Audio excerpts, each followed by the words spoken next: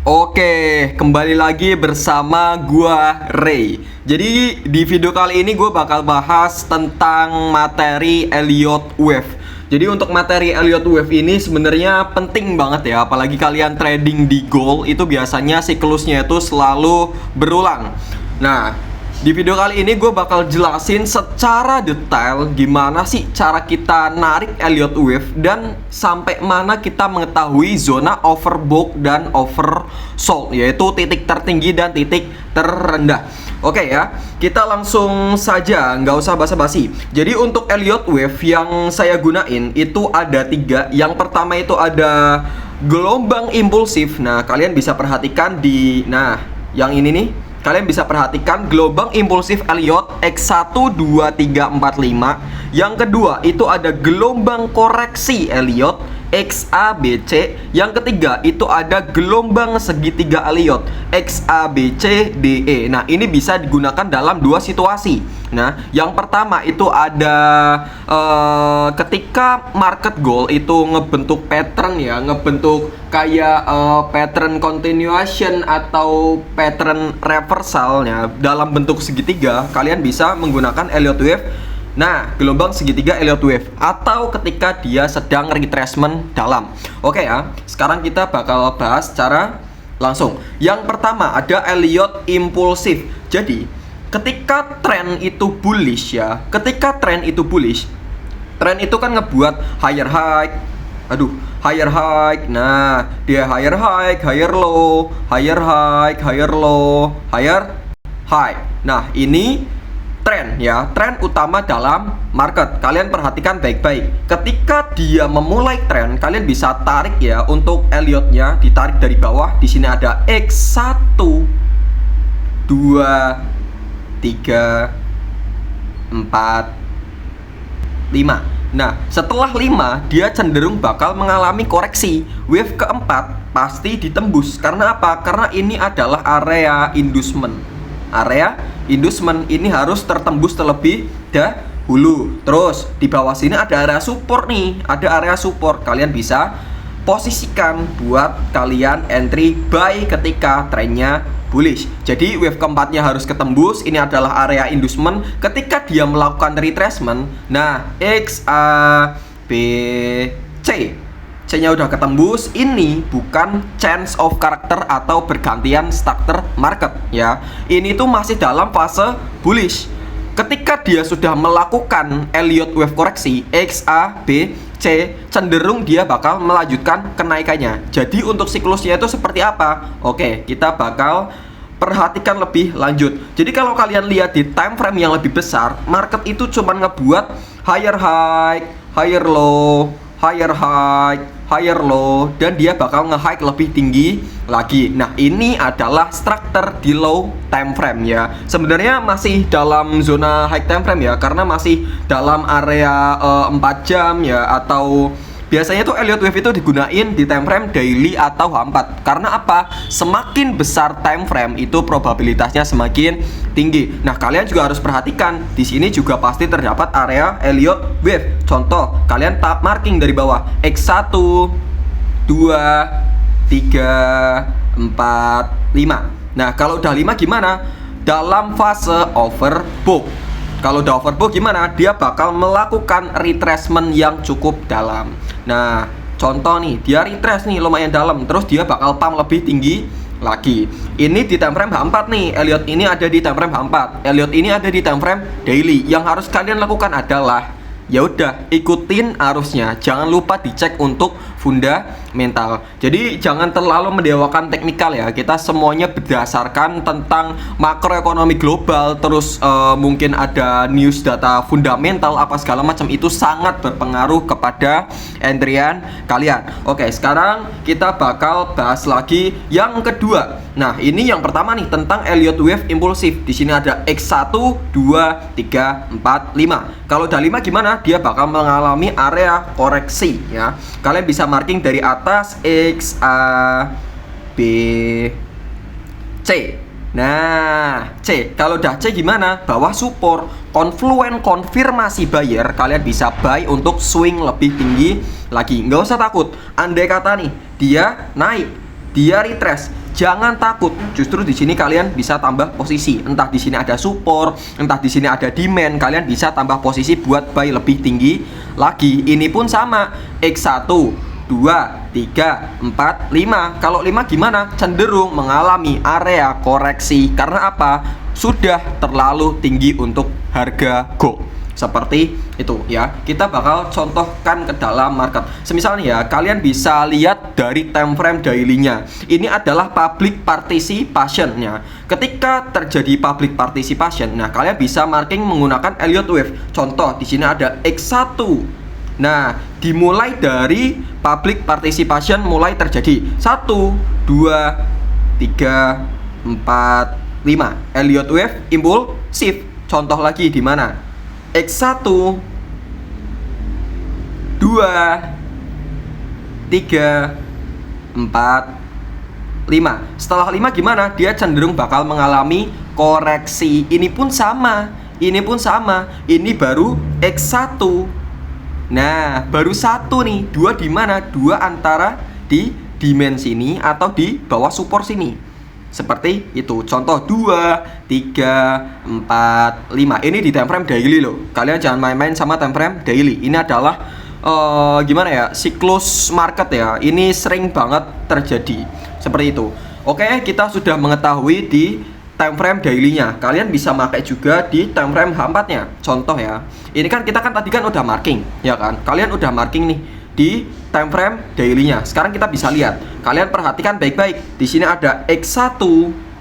Nah, 2, 3, 4, 5. Setelah 5 gimana? Wave keempat pasti ketembus. Dia bakal koreksi dalam. Wave keempat ketembus. Di sini ada area support nih. Ada support, ada konfirmasi buyer. Kalian bisa buy lebih tinggi lagi. Seperti itu. Di sini pun juga sama ya. Di sini pun juga sama. Di sini ada X1, 2, 3, 4, 5. Nah, 5. Setelah 5 gimana? Dia bakal koreksi. Wave keempat pasti ketembus gitu. Wave keempat pasti ketembus. Karena ini adalah wave kelima di time frame daily, berarti koreksinya gimana? X, A, B, C. Nah, seperti ini. Kalau udah C gimana? Di bawah ada support nih. Kesentuh, support high probabilitas. Kalian bisa marking zonanya. Confluent konfirmasi buyer, kalian bisa buy buat kelanjutan high lebih tinggi lagi. Seperti itu. Nah, terus kita bakal lihat ya. Untuk Elliott Wave impulsif di time frame H4-nya, kalian bisa marking sendiri. Di sini perhatikan baik-baik ya. Di sini ada X1, 2, 3, 4, 5. Kalau udah 5 gimana? Jangan di buy. Lu nge-buy, lu buy bos. Karena apa? Karena wave keempat pasti ketembus. Nah, wave keempat sini pasti ketembus. Bawah ada support nih. Bawah ada support. Confluent konfirmasi buyer, kalian bisa buy lebih tinggi lagi. Ini pun sama, X1, 2, 3, 4, 5 gitu. Di sini ada resisten nih, tersentuh. Nah, confluent konfirmasi seller, kalian bisa sell. Di atas ada resisten. Nah, tersentuh, kalian bisa marking zonanya.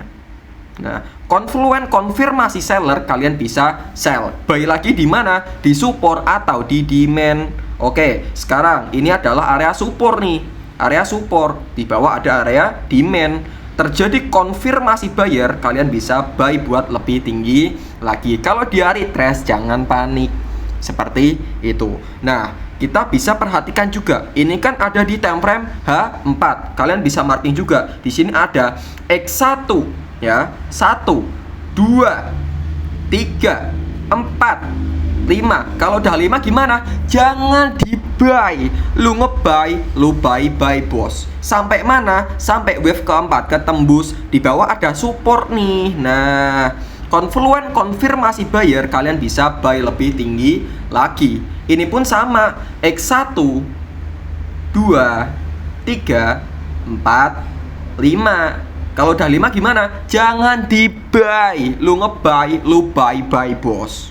seperti itu. Biasanya gimana? Oke, higher high ya. Di sini ada higher high, higher low, higher high, higher low, higher high, higher low. Harusnya dia bakal high lebih tinggi lagi. Ya bukan? Ya kan? Sebelumnya ya, kalau gue nggak bilang kayak gini, mungkin kalian jarang ya ada yang tahu tentang teori Elliott Wave. Jadi ini tuh buat menentukan di mana titik tertinggi dan titik terendah. Dan kalian juga harus bisa menggabungkan dengan data fundamental. Jadi kalian itu jangan semuanya pure ya tentang teknikal gitu. Karena mau gimana pun juga ya, jangan mendewakan yang namanya teknikal dan tetap menggunakan namanya risk management per trading. Seperti itu. Oke, di atas ini nih ada resisten nih. Nah, ada resisten. Confluent konfirmasi seller, kalian bisa sell target sampai mana? Wave keempat ketembus bawah support. TP-in di sini. Nah, di sini ada konfirmasi seller, sell, jangan takut. Jangan takut ya. Jangan takut. Oke, kalian bisa perhatikan lagi nih. Di bawah udah nih, udah selesai ya. Korektifnya udah selesai. Oke, di sini ada X1. Nah, dimulai dari sini. Di sini ada X1 ya. 2 3 4 5. Kalau udah 5 gimana? Jangan di buy. Lu nge-buy, lu buy bos. Nah, di atas ini ada resisten. Oke, confluent konfirmasi seller, kalian bisa sell buat junam ya, lebih dalam lagi buat koreksi. Nah, tapi ini wave-nya adalah bullish ya, wave-nya bullish nih. Ini udah kelihatan jika trennya naik. Jadi ini cuman koreksi sebentar. Berarti market itu cuman ngebuat gini. Ini ada higher high, higher low. Harusnya dia bakal high lebih tinggi lagi. Seperti itu. Jadi kalian nanti bisa beli di mana? Oke, wave keempatnya di mana? Wave keempatnya ada di sini. Ini X1 2 3 4. Wave keempatnya ada di sini. Wave keempatnya pasti ketembus. Di bawah ada area support nih. Kesentuh.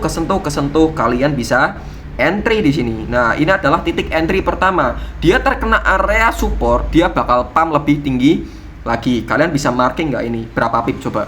Nah, sini dapat 430 pip. Nah, ketika dia lebih turun lagi, tetap buy ya. Jangan di sell, tetap di buy. Oke, di bawah sini ada area support lagi nih, kesentuh, marking zonanya. Nggak usah takut.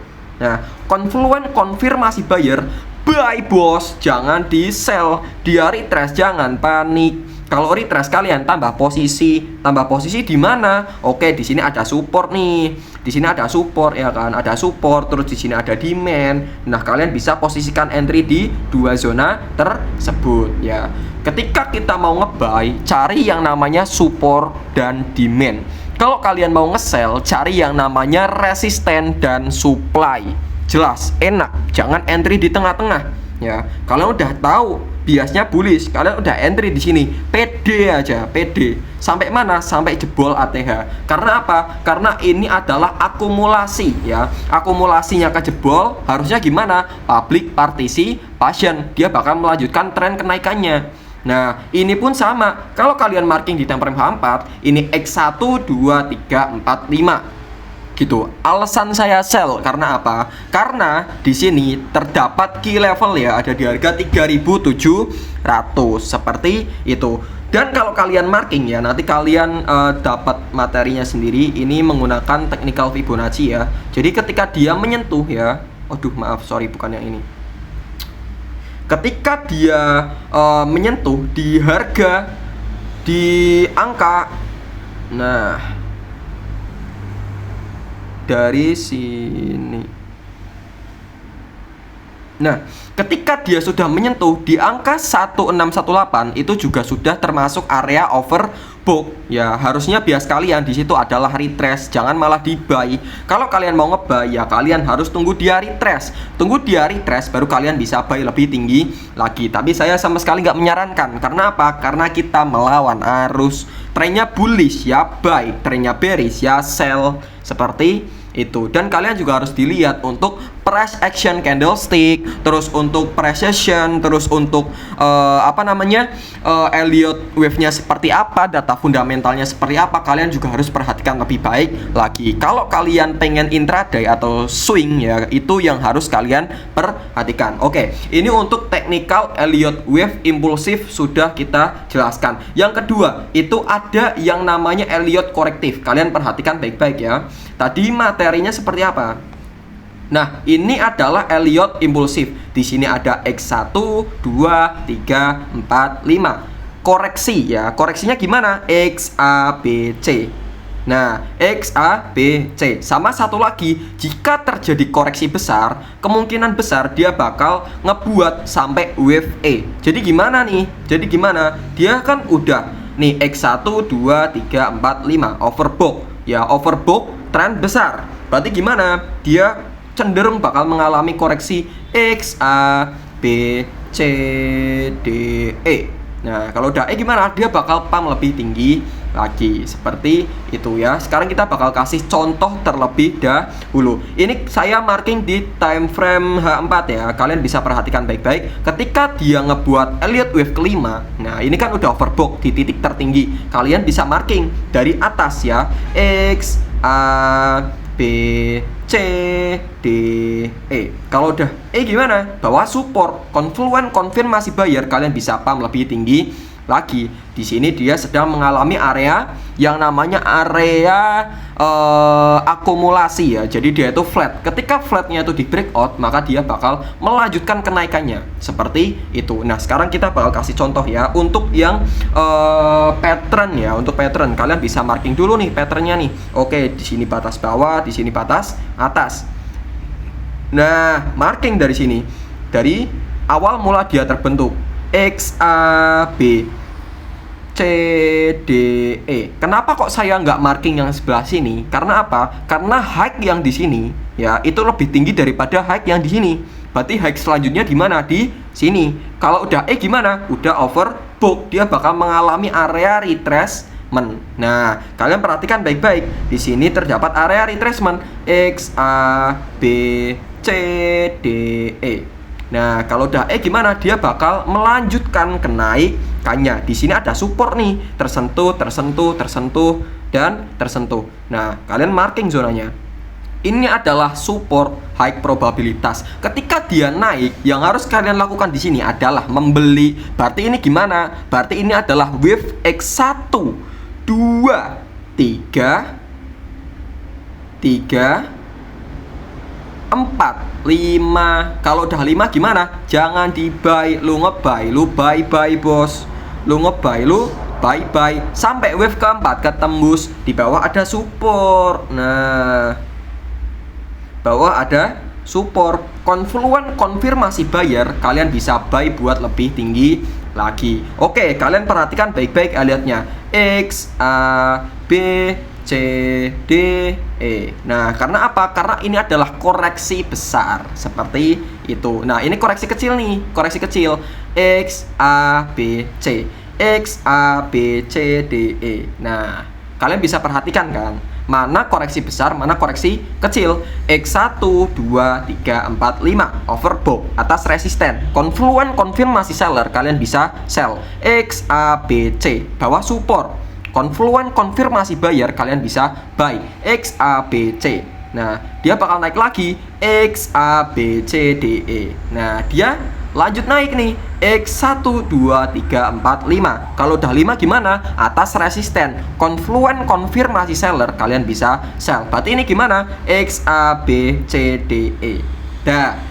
X, A, B, C, D, E. Dia bakal pump lebih tinggi lagi. Oke ya, semuanya sudah jelas ya. Intinya kalian jangan lupa dipadukan, jangan terpaku dengan Elliott wave. Kalian juga harus dipadukan lagi dengan area support resisten. Terus kalian juga harus tahu tentang overbought, oversold. Terus harus tahu tentang siklus market ya, kayak akumulasi, distribusi, terus public participation ya. Itu kalian harus tahu semuanya. Seperti itu. Jadi untuk materi Elliott wave ya cukup seperti ini aja. Kalau kalian pengen tahu lebih lanjut dan kalian pengen belajar lebih banyak lagi ya, saya masih punya banyak materi. Kalian bisa masuk aja ke expert ya, karena di situ kita bakal sediakan platform ya khusus untuk diskusi. Yang pertama itu diskusi teknikal, diskusi fundamental, dan semuanya bakal saya ajarin, semuanya bakal saya bimbing dari nol ya. Kalau kalian mau, kalian bisa cek link yang ada di deskripsi. Oke ya, cukup sekian dari saya. Terima kasih.